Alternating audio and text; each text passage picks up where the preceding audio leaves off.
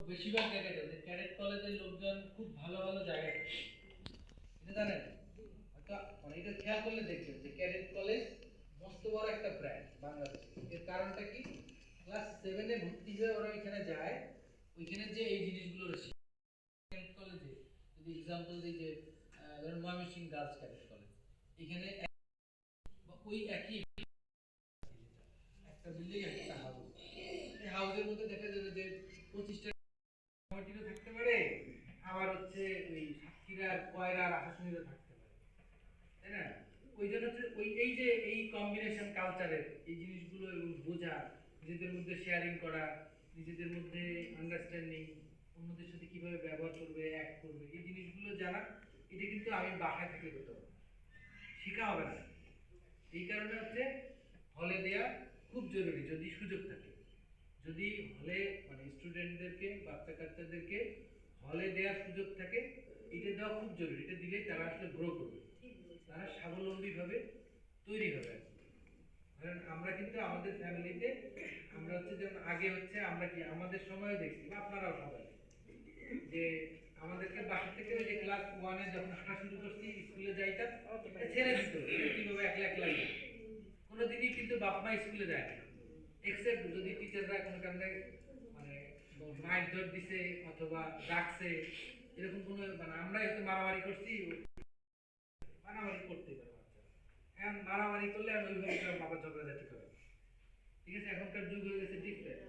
এখন হচ্ছে যে আমরা বাচ্চাদেরকে ছেড়ে দিতে পারি না, যে এখন শহর কেন্দ্রিক হয়ে গেছি এবং বাচ্চাদেরকে আমরা ছেড়ে দিই যে সকালবেলা নিয়ে যাই কোচিং এ, আবার নিয়ে আসি স্কুলে, নিয়ে যাই নিয়ে আসি, ওর পিছনে আরেকজন এক্সট্রা একটা লোক লাগে সময়। এগুলো তো স্বাবলম্বী ভাবে তৈরি হচ্ছে না। কারণ আগে এক একজনের 5টা 7টা 10টা করে বাচ্চা কাচ্চা ছিল, খোঁজই ঠিক মতো রাখতো না, ওরা ওদের মতো করে নিজেরা তৈরি হয়ে যেত এবং সাস্টেইন করতো, তারা ফিট থাকতো, ফিজিক্যালিও ফিট থাকতো, মেন্টালি ফিট হতো।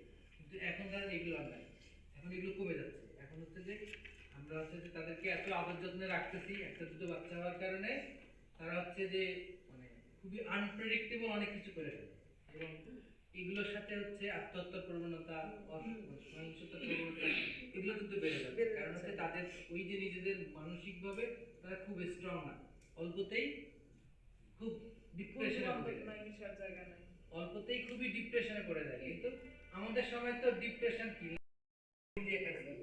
এখন হচ্ছে, ওই সময় ডিপ্রেশন বলে কোনো ওয়ার্ডই ছিল না, ঠিক কি না?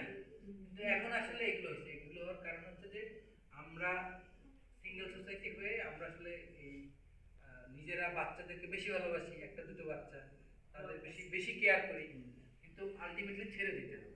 কারণ মানে এইটা তো আমরা এখনো বুঝতে পারছি তার বাড়ি থেকে হয় বের হয়ে যেতে হবে অথবা তার ভাড়া দিয়ে থাকতে হবে, সুযোগ নেই যে উনি ফ্রি তার বাবা মার সাথে থাকবে 18 বছরের।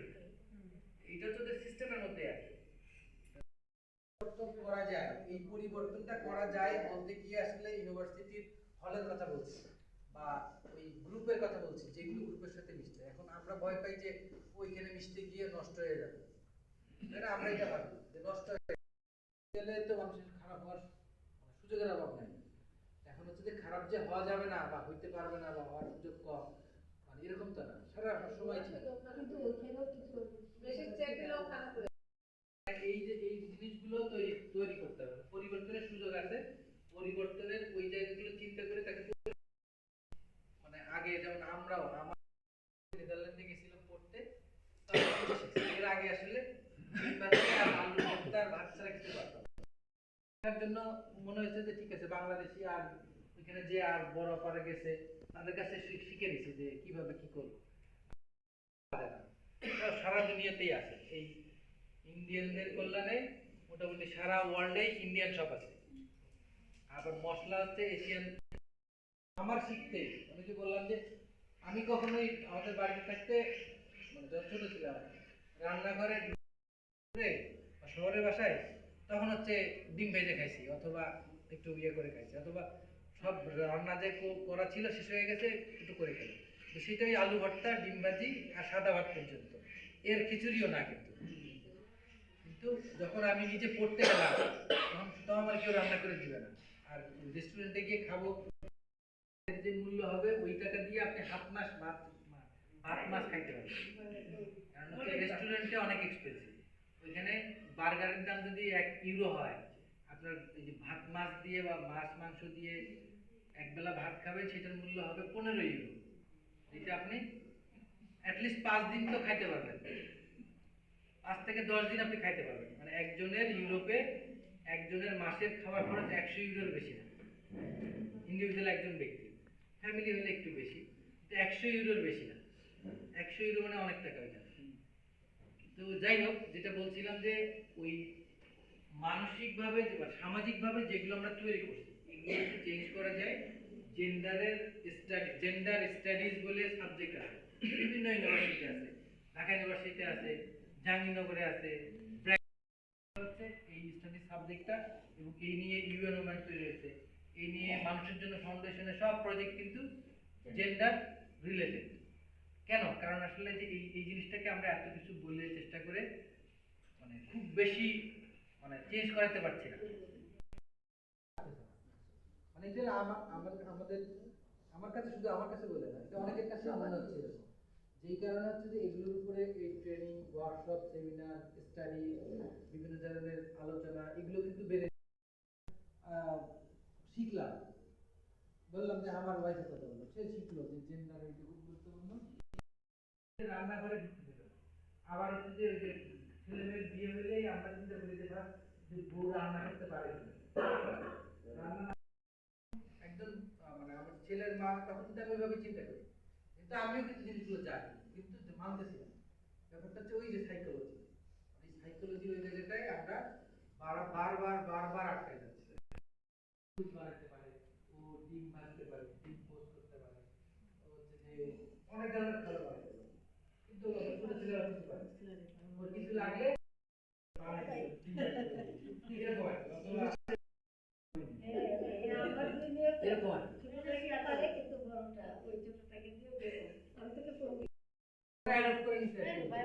কিন্তু ঘটনাটা হচ্ছে ছেড়ে দিতে হবে। ইনস্টিটিউশনে না গেলে, আমাদের যদি মানসিকভাবে আমরা নিজেদেরকে চেঞ্জ না করতে পারি, তাহলে কিন্তু হবে না। যেমন হচ্ছে অনেক কিছু আছে আসলে আমাদের প্রত্যেক দিনের দৈনিক ঘটনা। ধর্মীয় ভাবে যারা মুসলমান আছি, তারা হচ্ছে যারা বাড়ির কাজ করে, তাদেরকে আমরা যা খাবো তাই খাওয়াইতে হবে, এরকম বলা আছে না? তারা আমরা যা খাই তাই খাবে, আমরা যা করি তাই করবে। কিন্তু আমরা কি আসলে প্র্যাকটিক্যালি তাই করি? আমরা যদি আমাদের অনেক বাসায় আছে, সোফাতে একসাথে বসতে দেয় না, ঠিক আছে? আমার বাসায় এটা যে সবসময় কাজ করাইতে হবে এরকম না, তাকে মানে রিল্যাক্স দিবা, তাকে আদর করবা, এইগুলো সবসময় আমাকে বলতে থাকে। তো আমি বলি যে না সাজেরা বন্ধু বান্ধবী তো খারাপ ব্যবহার করবে না, তারপরেও তোমার মধ্যে ঘাটতি আছে, এটাকে পরিবর্তন করতে হবে, সবসময় বলতে থাকে। এটা তো আসলে বললাম, ছোটবেলা থেকে আমাদের মাথার, আমার নিজের মধ্যে পরিবর্তনের একটা বড় জায়গা আমি খেয়াল করেছি হচ্ছে ইউনিভার্সিটিতে 4 বছর হচ্ছে হলে ছিলাম। ওই সময়টাই যদি আপনাদের মধ্যে কেউ এরকম হলে থেকে থাকেন, হয়তো বুঝতে পারবেন যে হলে থাকলে ওই 4 বছরে যে পরিবর্তন হয়, এটা আসলে অনেক ডিফারেন্ট। এটা কিন্তু বাকি প্রফেশনাল লাইফে হয় না।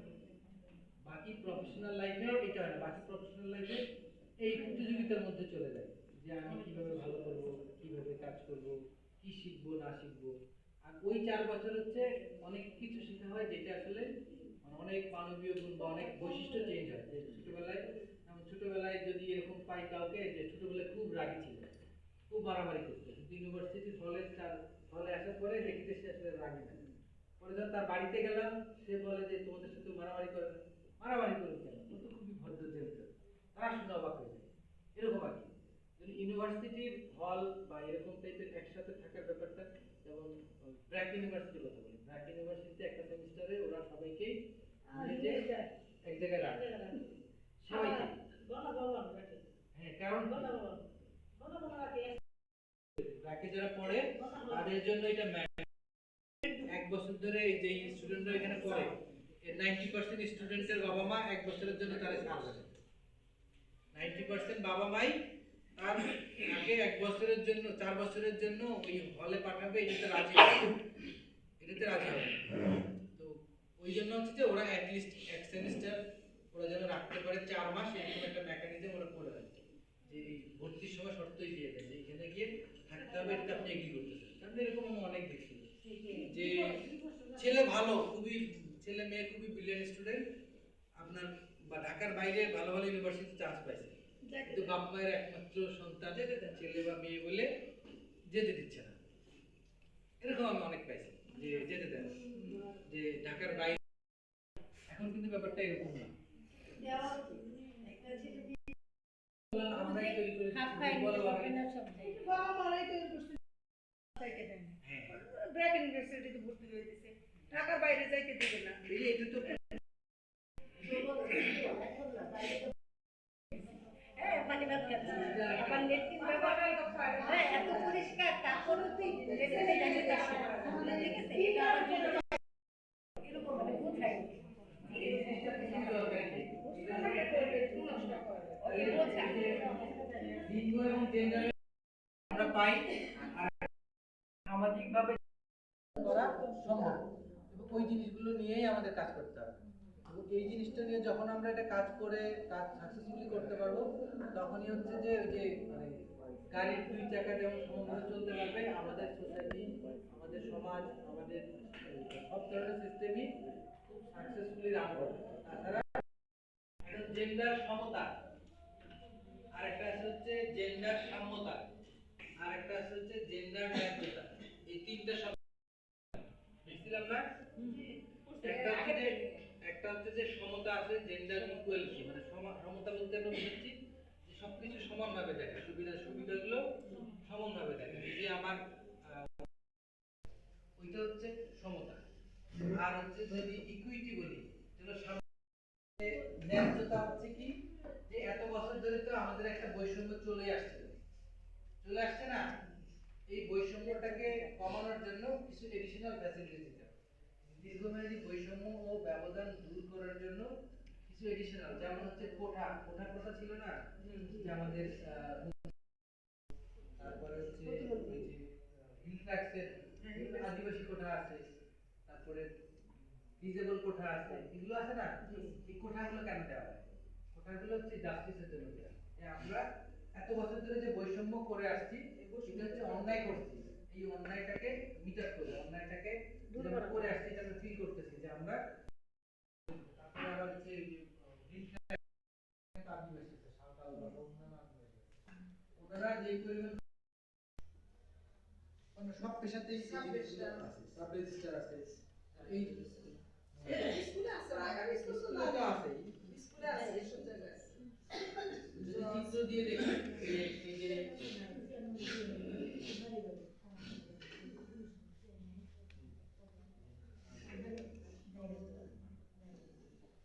ওই যে সমতা বলছে যে সবাইকে সমান দিবে, আর সম্মতা বলছে হচ্ছে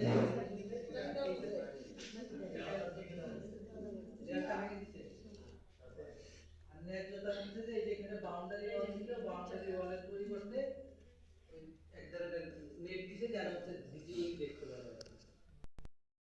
এই ইকুয়ালিটি ডিবেট, খালি কনফিউশন না, এগুলো নিয়ে ডিবেট তৈরি হয়, যে অনেক সময় অনেকেই ডাক করে বলে বসে, হ্যাঁ যে নারী পুরুষ তো সমান অধিকার চায়, তো বাসের মধ্যে আবার আলাদা সিট কেন চাচ্ছে, ঠিক আছে, এবার ট্রেনের মধ্যে আলাদা বগি কেন চাচ্ছে, বা মেট্রোতে আলাদা বগি চাচ্ছে কেন, ওই জিনিসগুলো তৈরি হয়। তারপরে আপনারা জেনে রাখবেন, কারণ এটার মধ্যে ওই যে তৈরি হয় কারণ নিরাপত্তা নাই নারী রাস্তাঘাটে, এই জন্য মানে এটা হচ্ছে মেসেজ ক্লিয়ার না, লোকজনের কাছে, তাদের কাছে মেসেজ ক্লিয়ার না, তারা এই ধরনের ভুলভাল ব্যাখ্যা দেয়, ভুলভাল ব্যাখ্যা দিয়ে মানে জাস্টিফাই করার চেষ্টা করে যে না সে সঠিক, এরকম আর এই জন্য এই যে জেন্ডার জাস্টিস, জেন্ডার ইকুইটি আর জেন্ডার ইকুয়ালিটি, এই তিনটে কিওয়ার্ডই জানার দরকার আছে। মানে তিনটে হচ্ছে যে আমার এগুলোর জন্য হচ্ছে যে জেন্ডার সেন্সিটিভিটি থাকতে হবে, পার্থক্য বোঝা, এবং সে অনুযায়ী নারীরা অংশগ্রহণ করতে পারতেছিলেন না। সকালবেলা হচ্ছে পারিবারিক অনেক কাজ থাকে, বাচ্চারা স্কুলে যায় বা অনেক ধরনের প্রিপারেশন থাকে, এই কারণে অনেকটা পার্টিসিপেট করা যায়। এখন যদি এটা দুপুরে হয় বা বিকালে হয় তাহলে হয়তো সুবিধা। তারপরে ওই জিনিসটাকে কনসিডারেশনে রাখে, কারণ আমরা তো রাতারাতি চাইলেই একদিনের মধ্যে 5 দিনের মধ্যে যে কোনো জিনিস চেঞ্জ করতে পারবো। এখন ওই জিনিসটাকে কনসিডারেশনে রেখেই মানে অ্যাক্টিভিটি করা, মানে মেথড থেকে শুরু করে সব ধরনের যেগুলোতে ইয়ে করা। যেমন ওটা সমাধান হিসেবে বলছে যে প্রশিক্ষণের সময় যে এই যে অংশগ্রহণ বৃদ্ধি পাবে, নতুন কৃষি কৌশল লাগাইলে বা লাউ গাছ লাগাইলে ছাদের টিনের ক্ষতি হয়, এটা জানেন? তারপরে তো এটা আমরা অভ্যস্ত যে আমরা নিজের গাছের একটা দুইটা লাউ হলেও তো খাইতে পারবো, বা হ্যাঁ মানে কোনো ধরনের ইয়ে ছাড়া, কীটনাশক ছাড়া বা জিনিসগুলো আমরা খেতে পারি। ওই জন্য হচ্ছে তখন তো ব্যবহার করতে পারবে, এই জন্য তো জানার দরকার আছে। এখন হচ্ছে ডোমেস্টিক লেভেলে অনেক ধরনের প্রোডাকশন হয়, এগ্রি সেক্টরে হইতে পারে, নন এগ্রিকালচার সেক্টরে হইতে পারে। যেমন জামালপুর হচ্ছে হ্যান্ডিক্রাফটের জন্য খুবই বিখ্যাত, বিখ্যাত না? খুবই বিখ্যাত, মানে আমি তো অনেক আগে থেকে শুনি। যেমন আমার বাসায় কাঁথাও আছে জামালপুরের তৈরি। এই যখনই দেখি যে ওই যে মানে আমার থাকি আমি বনশ্রীতে, লোকজন হচ্ছে ওই ভ্যানের মধ্যে করে ইয়ে বিক্রি করে, কাঁথা বিক্রি করে। আড়ং আছে, আড়ংও বিক্রি করে। আড়ংয়ের দাম যদি হয় 5,000, তাহলে ভ্যানে ওরা নিয়ে আসে 3,500 করে।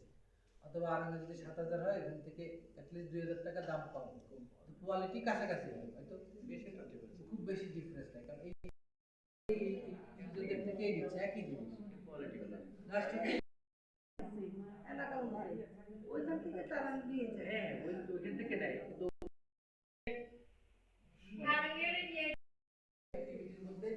ইনভলভ হওয়ার জন্য অনেকগুলো অপশন আছে।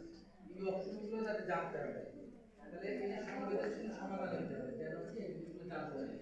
এবং যদি ওই নারীদের জন্য একটা ওয়ার্কশপ অ্যারেঞ্জ করলো ঢাকায়, একদিন আগে জানাইলো, যাইতে পারবে?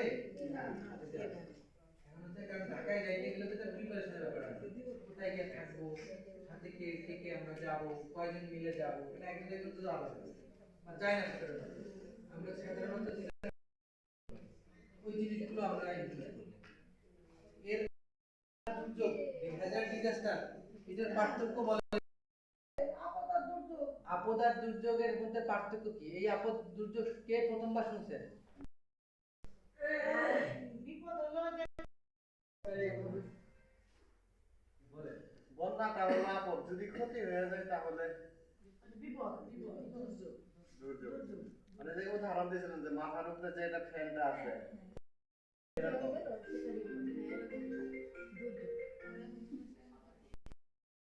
এই দুটো আরেকবার একটু বলি, এটা নিয়ে কনফিউশন তৈরি হয়, নিয়ে কনফিউশন হয়। একই রকম হচ্ছে যে আমরা দেখেছি যে আপদ এবং দুর্যোগ, এটা নিয়ে প্রচুর কনফিউশন তৈরি হয়, এবং যারা নতুন এই ইস্যুতে তারা হচ্ছে এই জিনিসটাকে মিলাই ফেলে। তারা হচ্ছে আপদ দুর্যোগ একই জিনিস মনে করে। এই আপদ আর দুর্যোগ হচ্ছে যদি এটাতে মানুষের যে ডেইলি লাইফ যেটা আছে, হচ্ছে যে সমুদ্রের মধ্যে যদি ঘূর্ণিঝড় হয় এবং এখানে যদি কোনো জাহাজের মধ্যে না পড়ে, কোনো ক্ষতি না হয়, তাহলে সেটা সেই ঘূর্ণিঝড়টা শুধুমাত্র আপদ। কিন্তু এই ঘূর্ণিঝড়ের ফলে যদি 2-3টা জাহাজ ক্ষতিগ্রস্ত হয়, যদি ল্যান্ডে আসে মানুষ ক্ষতিগ্রস্ত হয়, তাহলে হচ্ছে এটা দুর্যোগ, এরকম আর কি। এই জন্য যতক্ষণ না ক্ষতি হবে ততক্ষণ পর্যন্ত ওইটা ওই ইভেন্টটা হচ্ছে একটা আপদ, আর ক্ষতি হইলে এটা দুর্যোগ। মানে যেমন হচ্ছে আগুন, আগুন তো একটা দুর্যোগ বা আপদ, যেটাই বলে। আগুনের কারণে যতক্ষণ না আমরা ক্ষতিগ্রস্ত হচ্ছি ততক্ষণ পর্যন্ত এটা শুধুই আপদ, আর ক্ষতি হইলে এটা হচ্ছে দুর্যোগ। এখন দুর্যোগের মধ্যে আবার প্রকারভেদ আছে, ওই প্রকারভেদের বিষয়ে আমরা খুব বেশি না যাই। প্রকারভেদের মধ্যে একটা হচ্ছে যে ন্যাশনাল ডিজাস্টার আছে, এটা একটু শুধু জানি। এক জায়গা হলো তো হ্যাঁ শুনেন, ওটা এক জায়গা হলে না, এটা অনেক বড় ক্ষতি হয়েছে। আপনার সাথে সাথে যে আপনি যেদিন আগুন লাগছে তার পরের দিনই বিভিন্ন প্রতিষ্ঠান ওইখানে চলে গেছে এবং নিড অ্যাসেসমেন্টও হয়ে গেছে। ব্র্যাক গেছে, ইসলামী রিলিফ গেছে, ইউএনওমেন্ট গেছে, বিভিন্ন জায়গায় চলে গেছে। এইখানে একটা কথা, নিড অ্যাসেসমেন্টের রিপোর্টও প্রকাশ করছে, আমাদের দিয়ে দিছে। সমাজ ও পরিবেশকে ক্ষতিগ্রস্ত করে, তবে সমাধান করতে পারছে না, এটাই হচ্ছে দুর্যোগ। এই স্বাভাবিক জীবনযাত্রা যদি ব্যাহত হয় সেটাই হচ্ছে দুর্যোগ। আর যদি স্বাভাবিক, ধরেন যে আগুন লাগছে কারো কিছু হয় না, এইটুকুই পার্থক্য, যে আমার ডেইলি যেভাবে চলার কথা, আজকে যেভাবে চলছি, আগামীকালকে আমার রেগুলার লাইফ যেরকম চলার কথা, এইটা যদি চলে তাহলে এটা শুধুমাত্র এই ঘটনাটা শুধুমাত্র আপদ, যদি আগামীকাল ওইভাবে চলতে না পারি তাহলে হচ্ছে এটা দুর্যোগ। ক্লিয়ার? এটা কিন্তু ভুলে গেলে হবে না, এটা ভুলে গেলে তো আমার এই ট্রেনিং পুরাই আমি ব্যর্থ। ঠিক আছে, এইটা একটু মনে রাখতে হবে যে আপদ দুর্যোগ, এবং দুর্যোগে যেটা আছে আপত্তি থাকবেই, পাশাপাশি ক্ষয়ক্ষতি থাকবে। এইটা একটা এবং এই যে মন্তব্য হিসেবে বলছেন